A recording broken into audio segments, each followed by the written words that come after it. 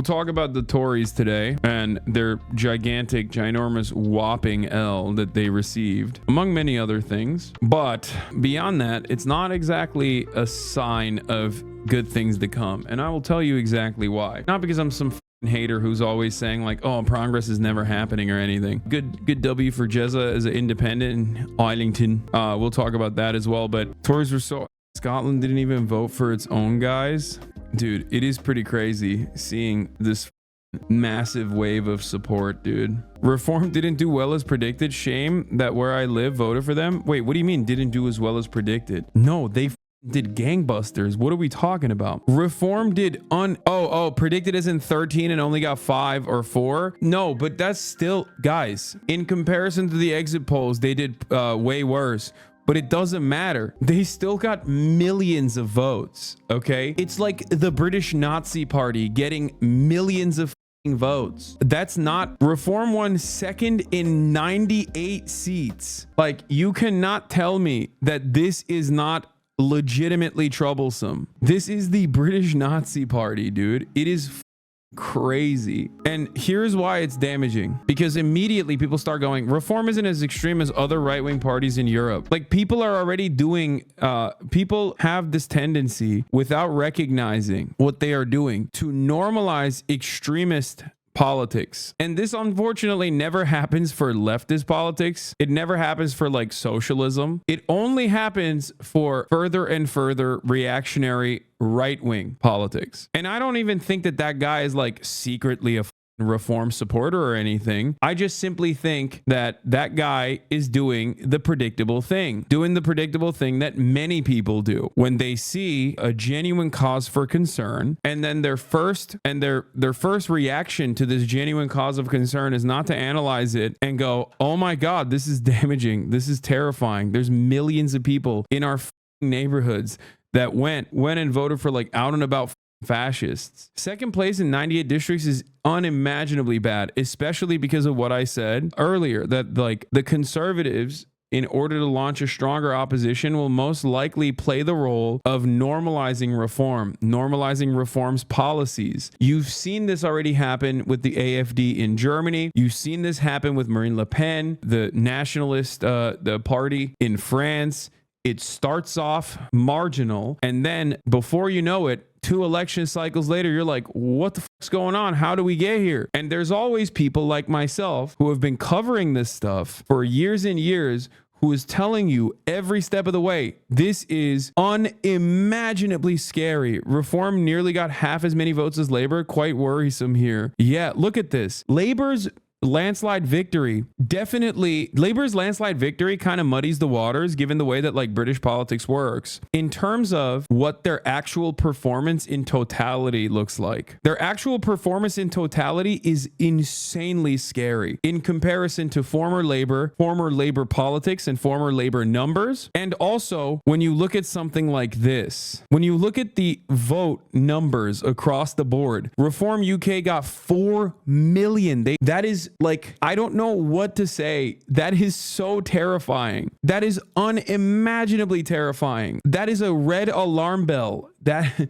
we're talking like we're nearing re-education camp territory, like immediately. Okay. Like the British boomer class is out of control, dude. They are so insanely reactionary. Yeah. This is what's important to analyze. Like it's a thumping majority without a thumping share in the vote. What could possibly go wrong? Like Labor doesn't have the popular mandate that people think it has in terms of the actual seat majority that it has. It's the lowest number of sitting conservatives in British history.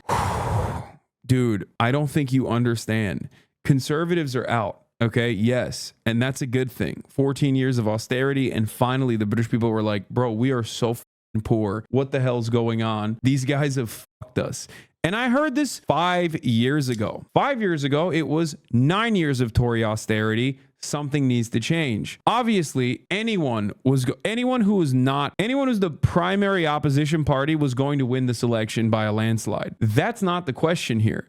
That is not the interesting aspect of this election here. Everybody knew that this was going to happen. Rishi Sunak and the Conservatives were able to unite the British public against the Conservative Party. Problem is, they said, we are so poor, and a large population then said, and immigrants are to blame. Yes, this happened in Sweden. This happened in Nordic countries. This has been happening in Western Europe across the board. Okay. Austerity creates more poverty for and more economic inequality in the hands of neoliberal governance. And then people experience that economic instability and that volatility, and they go, oh, I'm angry. And then there's one guy out there that says, you're angry. Look at those brown people. I think that's the reason why you're angry, right? Or in the UK, it's not even just brown people. It's like, look at those Polish people. That's the reason why you're angry, right? And people go, you know what? You're right. Actually, it is the Polish. That is the reason why I'm angry. I don't even like their food. What's this about? Or the Muslims. Oh my God, they're coming in numbers. They're coming in waves. Oh my God, they're coming in dinghies. It's the same story over and over again. And I think that this is legitimately terrifying, especially when you consider that, one, this is rather Pyrrhic in terms of a victory, regardless of the actual landslide in like seats. And not only that, it spells that you don't have the popular mandate. You don't necessarily have the popular mandate. And beyond that, you personally, Keir Starmer personally, has signaled that he will continue the old school way, the Tory way of operating. Can a left take a W? I mean, we'll see what happens. Because if Keir Starmer operates in the way that he actually operated, or in the way that he spelled he would operate, which is a continuation of privatization and no actual cash infusions, no way to fix the economy, and no genuine improvements in infrastructure, no additional spending on government funded programs, whether it be the NHS, whether it be public transit. If he doesn't do that, and it doesn't seem like he's going to do that, the River Thames is going to be continuing to fill up with shit. The railroads are continuing to get worse and worse, and people are still going to experience an affordability crisis that has definitely been a major issue in the UK across the board. This is convenient for the Tories. They can take this time to regroup and strengthen, while the Tory in red clothing takes all the blame for a while. Then the pendulum can swing back to them. Some democracy. Brother, I'm going to be honest with you. I don't think the pendulum is swinging back to them. I think the pendulum is swinging to a way more reactionary nationalism in the UK. I think that they are going to miscalculate, and they're going to see this momentum, and they're going to say, let's align with reform, actually. We'll take their seats. Look at the massive amount of voters that they're able to capture. Let's align with them, okay? Let's collaborate with them. Let's adopt some of their more reactionary influence. Bring it into the party. The Tories are already pretty reactionary. They're super right-wing in general. Rishi Sunak literally was already doing that. The Rwanda protocol is literally, it's some unimaginable cruelty. It's like, it's so perfectly British. I feel like it's Winston Churchill without the keep calm and carry on World War II. We lucked into the right side of that war politics. It's insane. We'll cover this in more detail in a second. Let's see the broader analysis. Labour Party leader Keir Starmer required the symbolic approval of King Charles to become the new prime minister after Rishi Sunak handed in his resignation. Sunak's defeat is nothing less than a total repudiation by the British public. MTS Tayyab has more from London. MTS, good morning. Good morning. Well, what a day in British politics, Nancy. After 14 years of Conservative rule, which saw the party bitterly fracture over Brexit, multiple leadership changes, and erratic internal divisions during times of national emergencies like COVID and the cost of living crisis, British voters have had enough. I will also say that the global economic crisis across the board, like the global economic crisis in the Western world across the board, has basically been a repudiation of whoever is in power. This spells trouble for Biden's prospects across the board, even though, he has additional issues as well. But I will say, it doesn't matter who's holding the reins, you know what I mean? Unless they are actually putting straightforward policy measures to combat the affordability crisis in a meaningful way, it doesn't matter what they call themselves. People are going to be like, no, you're done. It is basically a weird time where there is incumbent disadvantage. It's odd. It's not about like, because you see it with Macron in France, okay, center-right, centrist neoliberal, getting absolutely cumstered. You see the Tories in the UK after 14 years get eviscerated. People are just like swinging. They're swinging at whatever they can. Mexico's a great example. Mexico, on the other hand, Mexico has actually implemented certain policies that were broadly popular by the Mexican electorate, which is why they voted for the same party again. Sure, there were a lot of issues, but that's why I said, unless there's something that your current government is doing that people see as like a legitimate way to like try to stave off further issues. And if you are in the Western world, if you're in Western Europe, you definitely aren't doing enough because, there's not a lot of momentum in that direction. Not a lot of momentum in either direction, really. And the only changes that can come will happen in the direction of further right-wing slants within governance, whether it be like raising the retirement age, whether it be trying to continue neoliberalism, trying to continue austerity in whichever way they possibly can, while packaging it as like, well, this is the sane, reasonable thing to do. Okay. Last time Labor had a super majority with Tony Blair, he said he regretted not being more progressive. I feel that Labor will do the exact same thing. This man, Keir Starmer, as far as I understand, unless he's been just like secretly faking it, and he actually is a socialist, but he's been secretly faking being a centrist in order to, like, I guess, I don't know, in his own calculations, not put the fear of God in a bunch of reactionary British voters. Unless he like changes course on what he has messaged thus far, I think he's going to be more right wing than Tony Blair. I hope that's not the case, but it doesn't seem like I'm wrong so far. Anyway, let's continue. And as Big Ben strikes 10, the exit poll is predicting a Labour landslide. Even before a single ballot was counted, it was clear Keir Starmer's Labour Party had won a massive majority. And as the vote counting went into the early hours, it was confirmed. We can now say with certainty that Labour have won the 2024 general election. For the Conservatives, the defeat wasn't just crushing, it was a near annihilation. The worst result faced by the party in its 200-year history. Major figures out of jobs. I mean, dude, they deserve so much worse. I'm being honest with you, like, they deserve to be imprisoned. This should have been nipped in the bud in the Thatcher era. They should have just straight up done like a people's tribunal on the entirety of the Conservative Party and sent them off to the mines, okay? Instead of privatizing said mines, they should have kept those mines. They should have had state-funded mines that they shipped Thatcher and all of the Tories to, and then done a serious re-education. But they didn't. And the Tories have dominated British politics for a very long time. Specifically, the last batch was the past 14 years. And the UK became unimaginably poor, while also the British wealthy became unimaginably rich, which is, of course, exactly what happens both in America and every other Western liberal democracy, where you have people in positions of power whose job is specifically to do that. You are joking, but I unironically support that.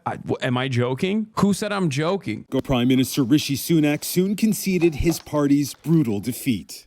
The British people have delivered a sobering verdict tonight. But the verdict was also fragmented, reflecting the deep dissatisfaction across Britain. Voter turnout was the second lowest since 1885, with Reform UK, an anti-immigrant party, gaining the third largest share of. Voter turnout was the second lowest since 1885 is the real sobering number. What the fuck? Dude, do they not vote? No, bro, because Labor sucks dick too. They're hitting America numbers. Oh, by the way, it's percentage, obviously. It's like percentage adjusted to the population. I'm just saying that, like, they're literally doing America right now, okay? It's crazy. And they don't even have a electoral college, which basically means that, like, many people just have the reason not to vote. You know what I mean? I guess it's like first past the poll, so like that's one reason, right? But even then, anyway, is it first past the poll? First past the post voting system left it with just 4 seats. Still, its leader, Nigel Farage, the right-wing populist ally of former President Trump, won his. The Green Party, as well as independent candidates who ran on platforms to end the war in Gaza, also managed to nab formerly safe seats from Labour. You campaigned for it, you fought for it, you voted for it, and now it has arrived. Change begins now. Still, the sheer size of the Labour landslide gives Keir Starmer the most decisive of mandates. After 14 years in the political wilderness, Labour is back, and Keir Starmer is now Prime Minister. And with Keir Starmer now the latest occupant of 10 Downing Street, he's a prime minister who's inherited a fragile economy, crumbling infrastructure, and a disillusioned public. It's now his job to try and fix it all. Oh, dude, England is so cooked. Like, dude, it is actually really f***ing bad. It is actually really, really f***ing bad. Like, when I say England is so poor, it's like, it's not normal, dude. It's like we're talking Alabama poverty, okay? When I heard that it was either on TrueAnon or Chapo, there was a British correspondent they had on, talk about how like some hospitals in the UK can't have fat people on the second floor. I lost my mind, because like the ground will collapse because of the short-term concrete that they used and then just kept. Instead of like beefing up their infrastructure in the hospitals, they just like basically left it, and now it's rotting. So you can't even have fat people on the second floor. That's insane, man. It's just like, what are we doing here? What has become of the supposed superiority of the Western world? All these people cope and talk about like Western world is crumbling. Western civilization is crumbling because of gay people. It's like, no, dude, your concrete is crumbling. Okay. Like, what are you talking about? None of your trains work. The fuck are you talking about, dude? China is literally building high-speed rail everywhere, dude. Everywhere. You go to Asia, every country. You go to Africa, they're building shit non-stop. Meanwhile, the UK can't even build their goddamn hospitals, and people are like, oh, the Western world is collapsing. It's like, because of gay people. Yeah, dude, it's gay people that's collapsing the Western world. And it just is falling apart, man. What the hell's going on? It was supposed to be a point of pride. Anyway, this is important to understand as well. Keir Starmer received fewer votes than Jeremy Corbyn did in both 2017 and 2019. Remember, Mr. Unelectable. In 2017, he got more votes. In 2019, he got more votes. Mr.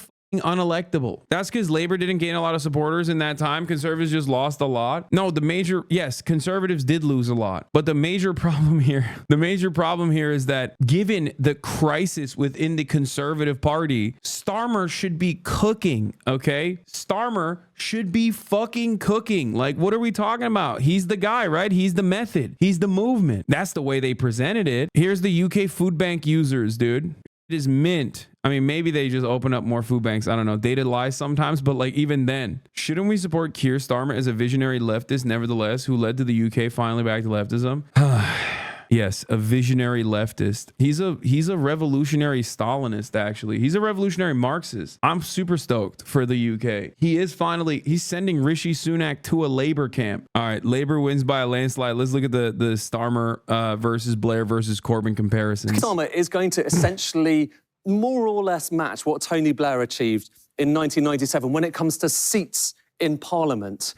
But here's what's interesting. Look, this is how many votes across the country, how many people voted for Tony Blair and how those votes stacked up over the course of the count. Let's just compare that with what we've just seen for Keir Starmer. Just have a look at that. Okay, so that is the number of votes that Keir Starmer has achieved. And just look at how far short it is of the number of people who voted for Tony Blair in 1997. It's even short of the number of people who voted for Jeremy Corbyn in 2017, who obviously didn't even get into government. And so you can call that what you want. You can call it a change in the voting system. Well, certainly a representation of the voting system. You can call it efficiency. Whatever you call it, though, it is a thumping majority without a thumping share in the votes. Yeah, I give 2 years before people are calling him Herr Starmer. I think he's going to be a Macron-style figure that causes so much disdain towards Labour and bring about the Fourth Reich in the UK.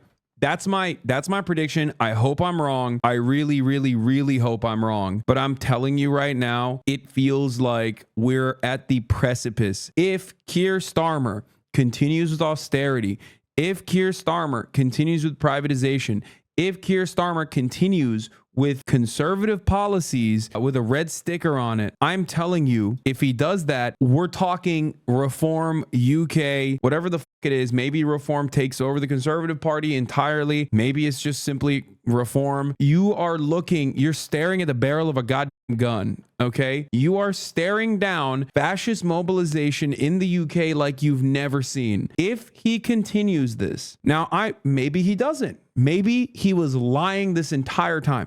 In his entire election campaign, he was just lying, and he's secretly a committed Marxist-Leninist, and he's going to do unimaginable good. Maybe that would be incredibly hopeful. I just don't think that he would do that, especially considering what the party looks like now, what the Labour Party looks like now in comparison to where it was under Jeremy Corbyn, what they did specifically to like Corbynites and anyone who's like ostensibly a real leftist in the Labour Party. You know, Starmer as a white hat centrist is hilarious. Yeah, he just like faked it. He faked being a centrist, and now you will see the real red Labour wave is actually red for communism. The specter of communism is haunting the UK. Okay. Yeah. English public on Rishi Sunak TikTok. This is a great TikTok. I know exactly what this is because this is basically the election. Excuse me, sir. Have you got a message for Rishi Sunak? Cough. Cough. I get the fuck. He's a knob. He's a prick. He's a cunt. Have you got a message for Rishi Sunak? Who? The Prime Minister. Fuck off. Anyway, that's the overwhelming attitude from the British towards this administration. So if you're wondering how these election results came to be, that's, there you go.